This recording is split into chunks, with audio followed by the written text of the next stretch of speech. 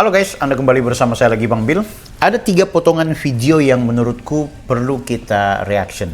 Tonton sampai dengan selesai supaya kalian dapat informasi yang menurutku menarik untuk kita simak dari awal sampai dengan akhir.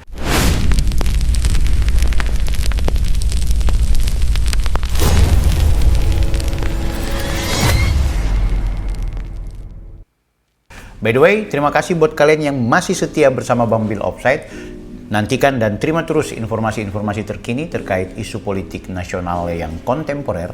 Tapi memang belakangan kita lagi mencoba lebih fokus untuk menikmati isu-isu tentang kisruh ijazahnya Pak Jokowi yang dituduh palsu oleh para tersangka. Dari ada 8 orang, sekarang tersisa 5 ya. Setidaknya ada 3 orang yang sudah RJ. Nah, di sana ada Pak Damai Hari Lubis, Pak Egy Sujana, dan juga calon ini SP3 bakal diterima, yaitu Bang Rismon Sianipar. Meski demikian, Bang Rismon juga masih punya tugas berat. Kenapa? Karena dia juga dilaporkan oleh Bang Andi Azwan, dan saya pribadi melaporkan terkait ijazah Yamaguchinya dan juga pencemaran nama baik kepada Bang Andi Azwan.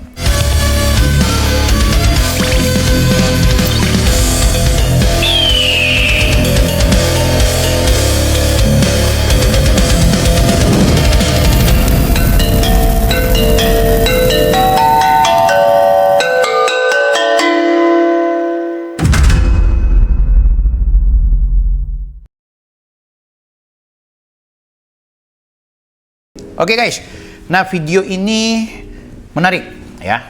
Mudah-mudahan kalian bisa tonton sampai dengan selesai. Langsung saja kita dengarkan, ini ada Roy Suryo yang diskusi di Madilog.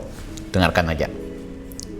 Ada nggak pola untuk merampok atau membajak para pejuang ini? Ini akun yang dipelihara oleh kelompok tertentu atau oleh rezim tertentu. Dan apa? Polanya mirip, suara dubbingnya yang digunakan mirip dengan salah sebuah podcast bernama depan C. Apa tuh? Dokro TV. Pertama kali saya ungkap ini di Yang selalu menjadi khas dari Roy Suryo itu adalah teori cocoklogi. Selalu punya pola melakukan semacam justifikasi, pembenaran terhadap sesuatu yang menurutnya menjadi analisanya. Dia menganalisa sebuah kanal YouTube yang menurut dia itu adalah bagian dari kelompoknya Pak Jokowi, dan itu agak mirip dengan podcast miliknya C. Konon oleh sang host dibilang cokro.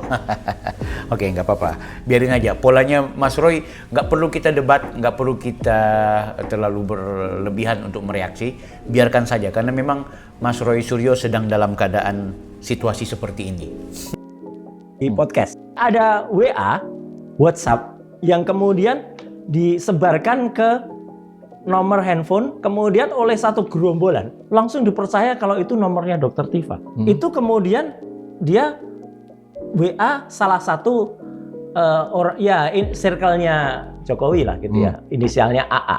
AA itu tanpa konfirmasi apa-apa, dia sebarkan ke berbagai media, bahkan diamplifikasi oleh anggota-anggota dari Ceboker Nusantara. Kelompok tadi yang sama dengan yang mengglorifikasi WA palsu ya, sekali lagi WA palsu dari Dr. Tifa sama, yaitu kelompok Ceboker Nusantara. Ceboker Nusantara nama Aslinya Nusantara. YouTuber Nusantara.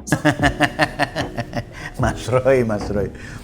Nggak usah kepancing emosi. Kalau Mas Roy yang gini-ginian kita ketawa aja guys.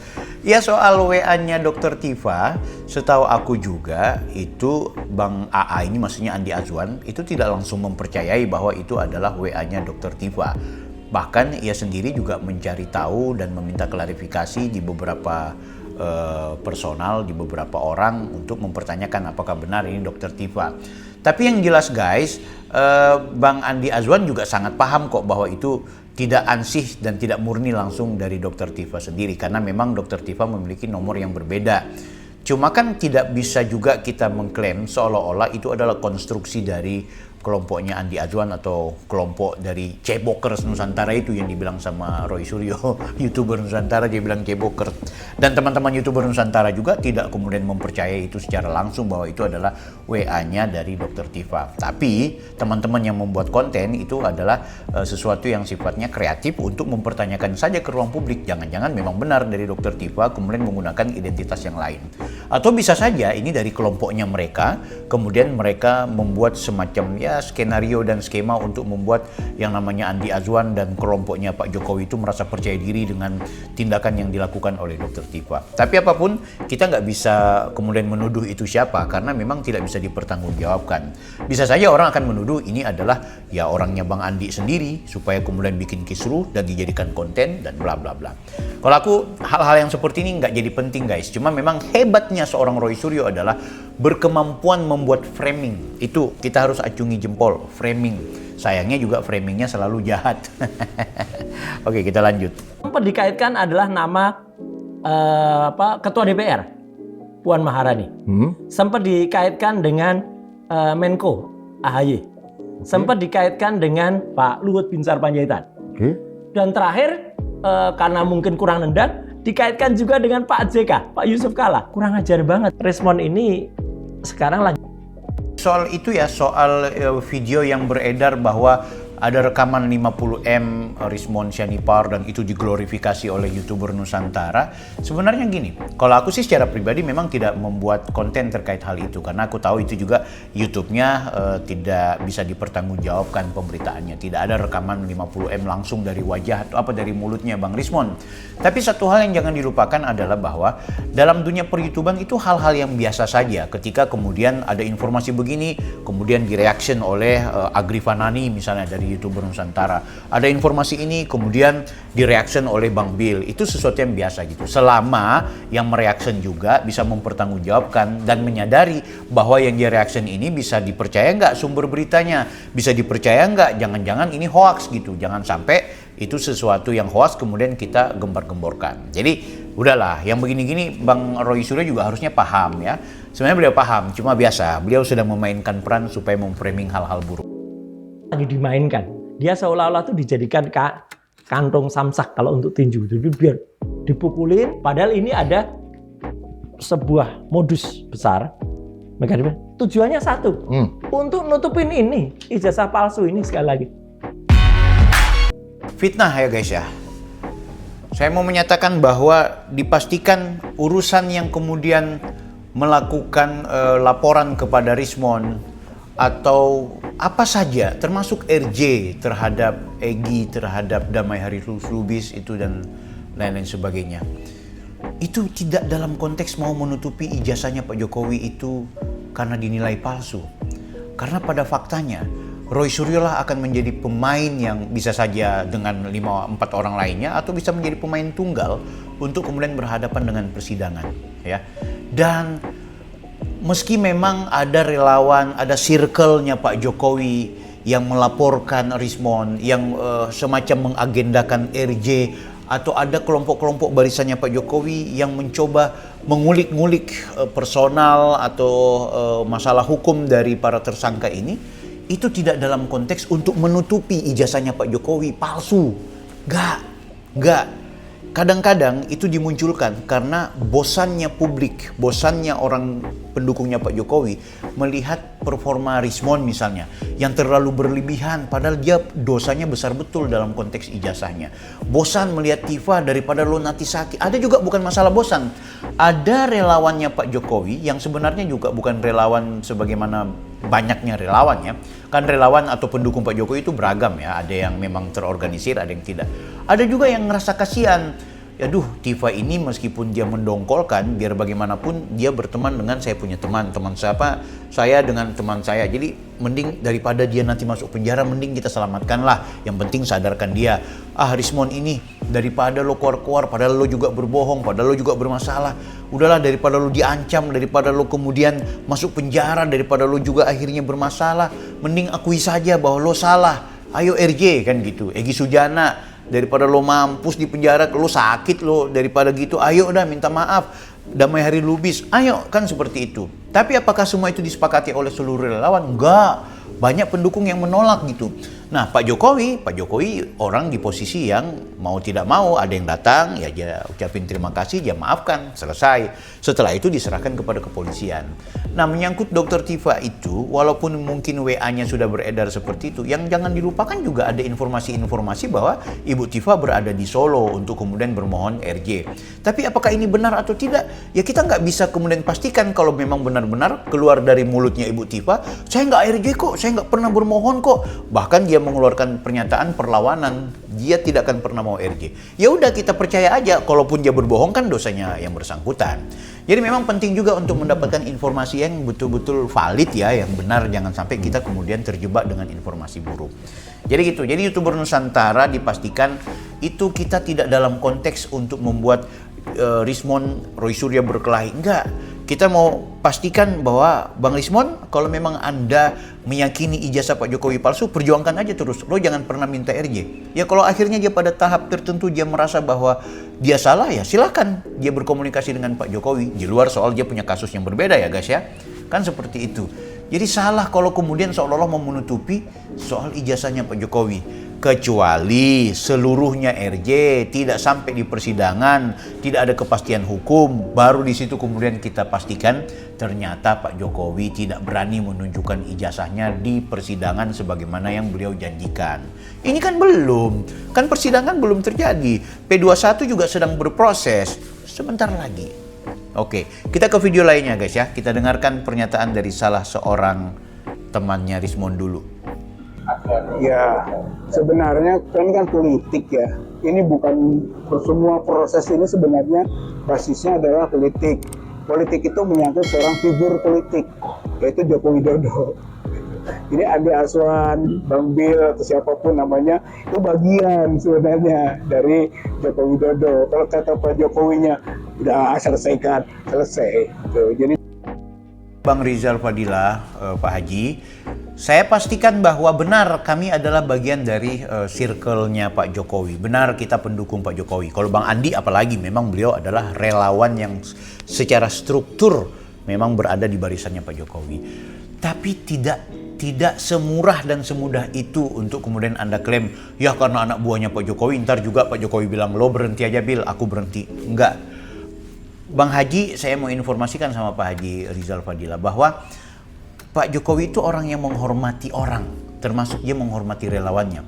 Pak Jokowi juga tidak mau kemudian ketika dia mengambil satu keputusan membuat relawannya itu dipermalukan di ruang publik. Misalnya, anggaplah Jokowi perintahkan Bang Bil laporkan si Rismon.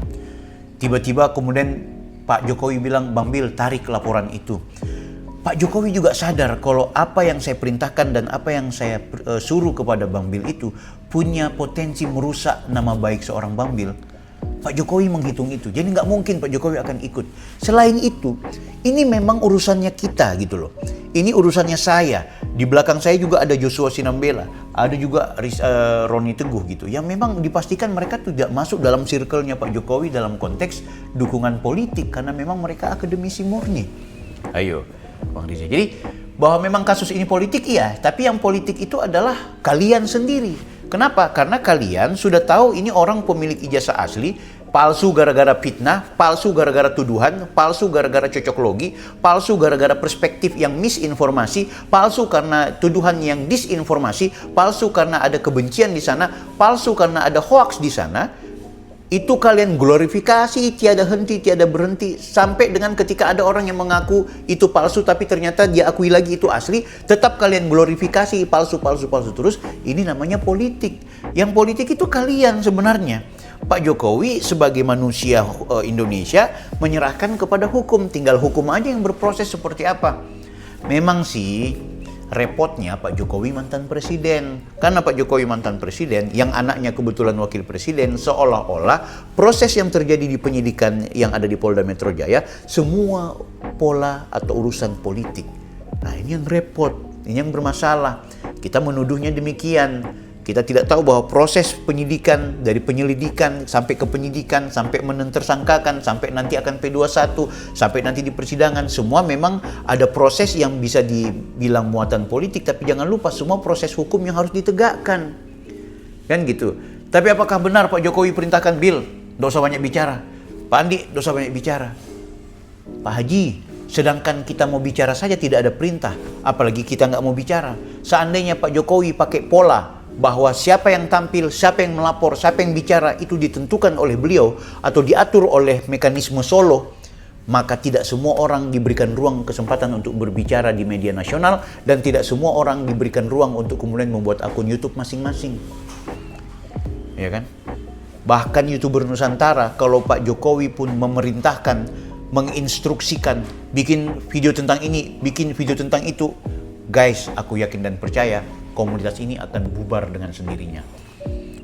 Itu yang jangan dilupakan, Pak Haji. Dan Ini sebetulnya itu yang diharapkan oleh Pak Rismon juga gitu, sehingga dia menganggap bahwa oke lah semua diikuti gitu kan, karena kuncinya ada di Kutai 1 Surakarta gitu. Jadi kelihatannya itu, karena ini bukan kasus hukum murni, semua dalam konteks ijazah palsu yang kemudian dikriminalisasikan itu adalah kasus politik gitu, atau muatan politik atau pejabat politik yang masih merasa punya power.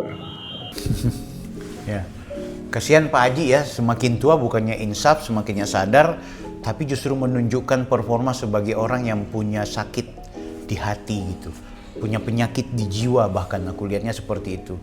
Tidak mau memahami dan tidak mau berprasangka baik.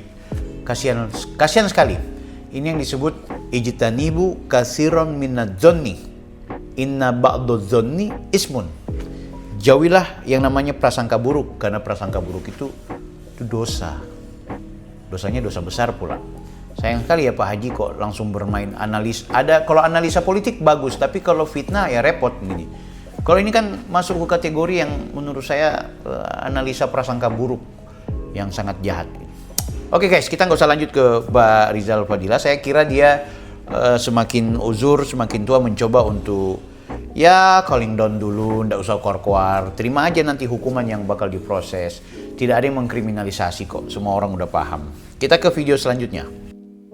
Selaku peneliti kan, Ya, aku berpikir kan data dulu bang. ya, Harus ada data yang bisa diuji dan terverifikasi lah ya. ya, Dan memang karena memang seandainya beliau masih menjabat, aku bisa minta ijazah aslinya. ya. Tapi karena beliau sudah nggak menjabat lagi, maka itu menjadi hak pribadi beliau dong. Hak pribadi ya. Hak pribadi, karena itu sudah menjadi pribadi ya. Ya. Makanya yang kita bisa minta itu sebenarnya paling jauh data primer yang difotokopi ke kita dikasih jadi data sekunder.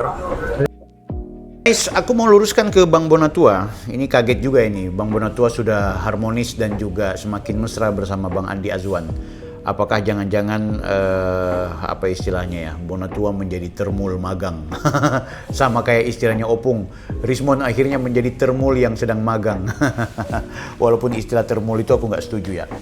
Bang Bonatua, bagi saya, walaupun mungkin Bang Bonatua orang yang paham dengan kebijakan publik, ya, tapi yang jangan dilupakan, sampai dengan saat ini saya masih tidak setuju dengan istilah ijazah asli miliknya pejabat publik itu maka bisa dipaksakan atau bisa diperlihatkan ke ruang publik atas kehendak lembaga negara atau atas kehendak pihak tertentu yang berwenang untuk kemudian memerintahkan kepada yang namanya pejabat publik itu perlihatkan ijazah aslinya ke ruang publik atau diminta ke ruang publik. Aku nggak setuju ya. Selain perintah pengadilan, selain perintah hukum, tidak ada yang bisa memerintahkan satu manusia, baik yang pejabat publik maupun bukan pejabat publik, untuk memperlihatkan dokumen pribadinya ke ruang publik. Ya, tidak ada. Rakyat tidak bisa meminta itu. Ya, bahkan badan publik ya di luar pengadilan, di luar hakim perintah sidang, itu tidak berkewenangan dan tidak berkapasitas untuk memerintahkan seseorang membuka dokumen aslinya ke ruang publik. Apakah itu ijazah, KTP, apakah itu surat hutang piutang, apakah itu kemudian sertifikat, apakah itu dokumen asli apapun, termasuk juga akta jual beli, termasuk sertifikat rumah. Selama pemiliknya tidak berkenan untuk memperlihatkan ke ruang publik, tidak ada satupun lembaga manapun yang diperintahkan di luar persidangan atau di luar hakim yang bisa meminta kepada pemilik ijazah asli atau dokumen asli itu untuk ditampilkan atau untuk diberikan. Itu nggak ada. kan gitu. Tentu Bang Bonatua akan mengembalikan, oh bisa lewat apa? Lewat Undang-Undang Keterbukaan Informasi Publik. Sekali lagi nggak bisa. Undang-Undang Keterbukaan Informasi Publik berkali-kali di konten videoku, udah berkali-kali selalu saya bilang, yang namanya Undang-Undang Keterbukaan Informasi Publik tidak ada satupun redaksinya yang memerintahkan pejabat publik memperlihatkan dokumen aslinya, termasuk dalam hal ini adalah ijazah. Selama ini ketika mereka menggunakan undang-undang itu salah baca menurutku. Dalam pandangan saya, undang-undang ini diperuntukkan kepada badan publik. Siapa badan publik? Yaitu ya seperti KPU, seperti polisi, seperti Bawaslu, seperti kementerian, seperti UGM, apa saja badan publik, lembaga. Nah, kalau yang diperintahkan oleh undang-undang itu kepada lembaga, apakah undang-undang itu memerintahkan kepada Pak Jokowi? Jokowi itu bukan lembaga, Jokowi itu manusia, bukan lembaga, bukan badan publik. Dia badan pribadi. Sementara dalam undang-undang publik itu yang diwajibkan untuk memperlihatkan sesuatu yang dikecualikan dan yang tidak dikecualikan itu hanya kepada badan publik.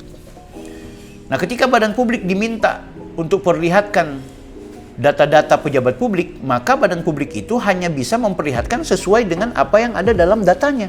Misalnya, KPU, perlihatkan dong ijazahnya Pak Jokowi. Nah, KPU sebagai badan publik hanya akan memperlihatkan ijazah sebagaimana awal mula Pak Jokowi datang mendaftar itu tidak membawa ijazah asli, tapi membawa ijazah legalisir. Jadi yang bisa diperlihatkan dari badan publik atau KPU itu hanya ijazah legalisir, bukan ijazah asli. Kenapa? Karena ijazah asli itu adalah milik itu tadi pihak pribadi, baik dia itu pejabat publik maupun bukan pejabat publik. Aku selalu berpendapat begitu dan saya bisa pertanggungjawabkan pernyataan ini, guys. Kan gitu. Lo siapa Bang Bil? Lo cuma YouTuber. Oh, tunggu dulu guys, kita juga belajar hukum. Kita juga pernah menjadi orang yang ikut sebagai penyelenggara pemilu. Kita juga paham tentang Undang-Undang Keterbukaan Informasi Publik. Kita juga pernah menjadi pejabat PPID di salah satu penyelenggara negara. Jadi kita sangat paham tentang bagaimana Undang-Undang KIP ini harus diberlakukan. Yang namanya ijazah asli itu seperti itu. Walaupun ada spirit dari Bang Bonatua yang ingin mengatakan bahwa sudah saatnya ijazah asli seseorang itu harus diautentifikasi. Jadi kalau orang mendaftar sebagai calon presiden, maka KPU harus ada norma atau ada aturan dari KPU yang memerintahkan untuk mengautentifikasi. Ini legalisirmu udah ada, mana ijazah aslimu? Oke, semangat itu boleh, tapi jadi tidak berarti lagi legalisir.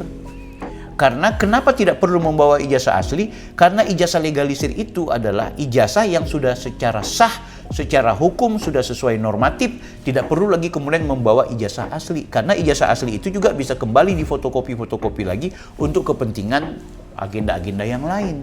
Yang penting legalisasinya ada. Nah, legalisasi itu kan proses di mana seseorang membawa ijazahnya menuju ke kampus, membawa ijazah asli dan difotokopi, kemudian distempel cap basah sebagai legalisasi.